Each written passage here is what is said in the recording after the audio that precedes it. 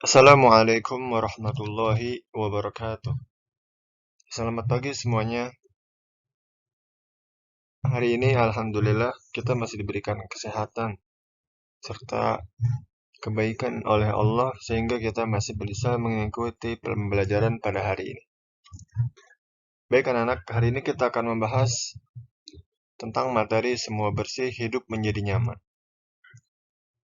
Yang mana dengan melakukan sesuatu kita harus dengan bersih agar hidup kita menjadi aman, nyaman, dan tentram. Baik, selanjutnya sama-sama kita perhatikan di mana peta konsep dari materi semua bersih hidup menjadi nyaman adalah diantaranya kita harus mempelajari tentang pengertian toharoh, najis, dan hadas. Lalu juga kita akan mempelajari macam-macam najis dan hadas.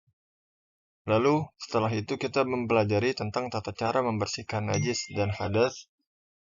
Dan setelah itu baru kita memahami apa saja hikmah-hikmah yang akan kita dapat ketika kita toharoh, ketika kita melakukan toharoh.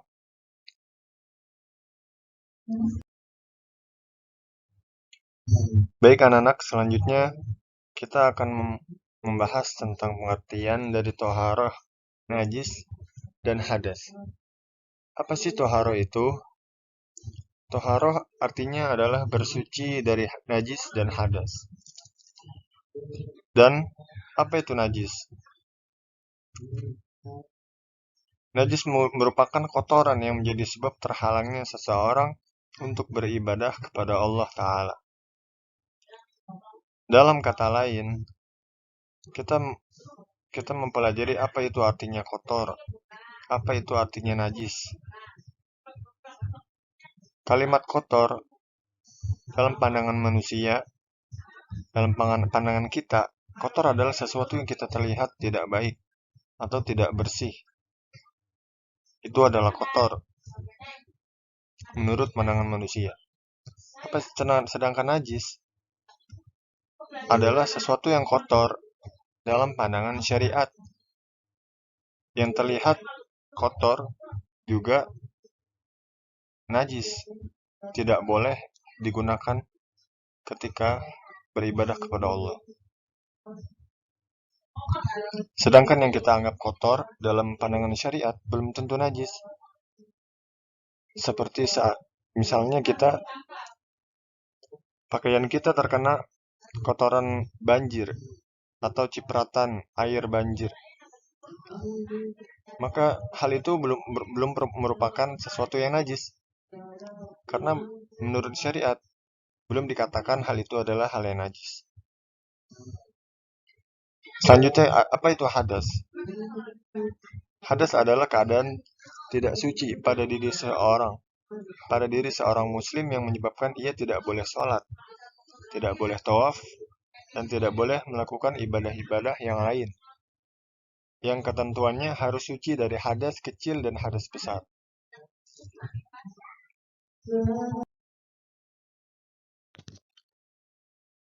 Baik, selanjutnya kita akan mempelajari macam-macam najis dan cara mensucikannya.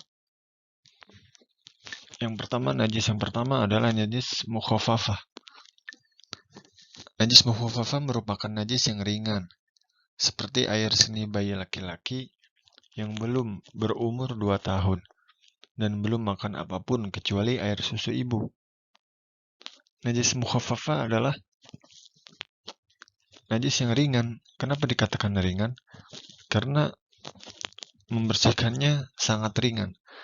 Yaitu cara mensucikannya adalah sangat mudah, cukup dengan mempercikan air atau mengusapkan air yang suci pada permukaan yang terkena najis saja.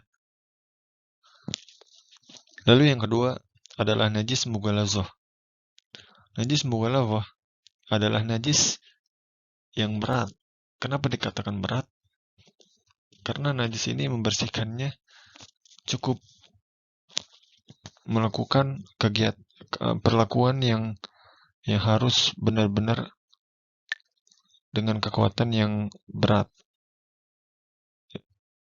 Contohnya najis ini adalah najis yang bersumber dari anjing dan babi.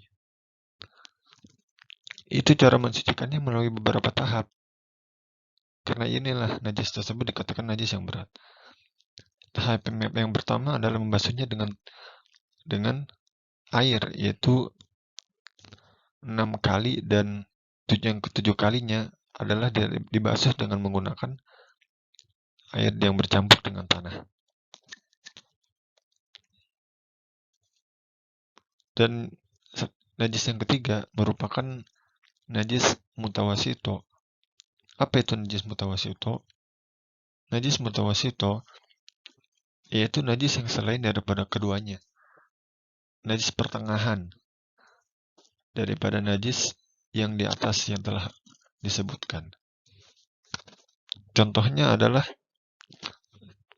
yaitu najis air kencing atau air seni dari orang dewasa atau remaja,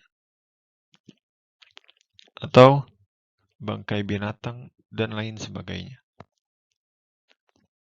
Najis jenis ini ada dua macam, yaitu najis hukmiyah dan najis ainiyah.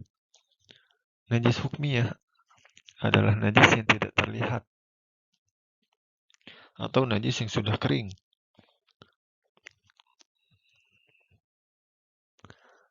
Tidak dapat dilihat oleh mata. Cara mensucikannya adalah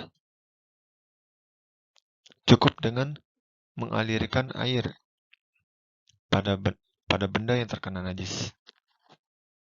Najis yang kedua adalah najis ainiyah, yaitu najis yang tampak najisnya, yang dapat dilihat dan bisa diketahui melalui bau, rasa, dan warnanya. Cara mensucikannya adalah dengan menghilangkan tiga zat tersebut, yaitu rasa, bau, warna, dan rasa. Dan baunya. Rasa, warna, dan baunya. Dengan menggunakan air yang suci mensucikan. Baik, selanjutnya adalah macam-macam hadas. Hadas terbagi menjadi dua, hadas kecil dan hadas besar. Seseorang dikatakan memiliki hadas kecil apabila mengalami atau melakukan salah satu dari 4 hal, yaitu yang pertama, keluar sesuatu dari kubul kemaluan depan dan dubur kemaluan belakang. Apapun sesuatu yang keluar daripada keduanya, baik benda, ataupun air, ataupun hal yang lain. Hal itu membatalkan wudhu atau seseorang mengalami hadas kecil. Yang kedua adalah hilangnya akal. Salah satunya adalah contohnya tidur. Tidur yang bagaimana yang dikatakan hilangnya akal? Yaitu tidur yang selain tidur yang memakin. Maksudnya adalah tidur yang dalam keadaan duduk, yaitu yang menghadapkan duburnya atau kemaluan belakangnya sehingga tertutup oleh bumi. Selain daripada tidur yang itu adalah tidur yang membuat seseorang itu menjadi hadas kecil. Yang ketiga adalah bersentuhan kulit antara laki-laki dan perempuan yang dewasa yang bukan mahrim.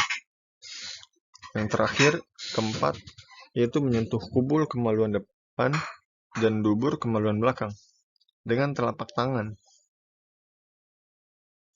dengan perut tangan, bukan dengan bagian belakang telapak tangan. Dan cara mensucikannya adalah, atau cara menghilangkan hadas kecil, yaitu dengan berwudu. Apabila tidak ada air atau karena sesuatu hal yang menyebabkan ia tidak bisa menggunakan air, maka hanya cukup dengan tayamum. Dan jika sudah ada air, maka harus mengulang wudunya. Dan yang hadas kedua adalah hadas besar.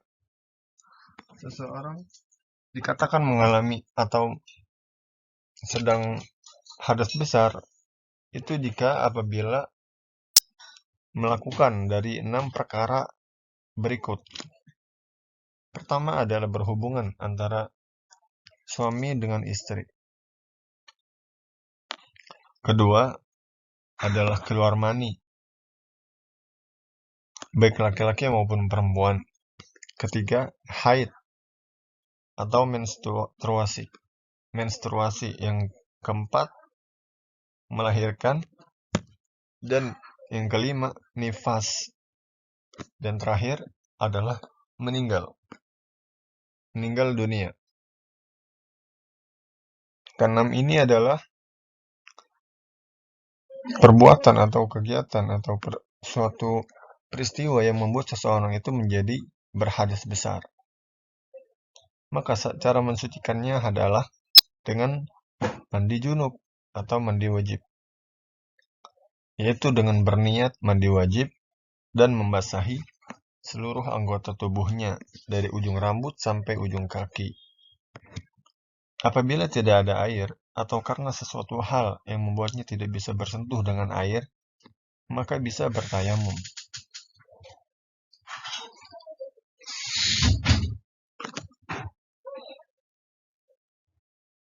Baik anak-anak, sampai sini dulu pembahasan untuk pertemuan hari ini. Sama-sama kalian pahami lagi dan kalian cermati kembali pembahasan dari awal sampai saat ini. Sampai macam-macam hadas. Tugas kalian hari ini adalah merangkum atau mencatat bagian-bagian dari peta konsep yang Bapak terangkan di awal tadi.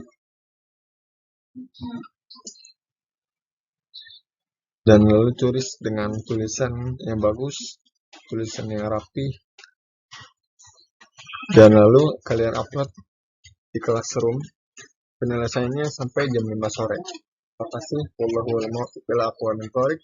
Wassalamualaikum warahmatullahi wabarakatuh.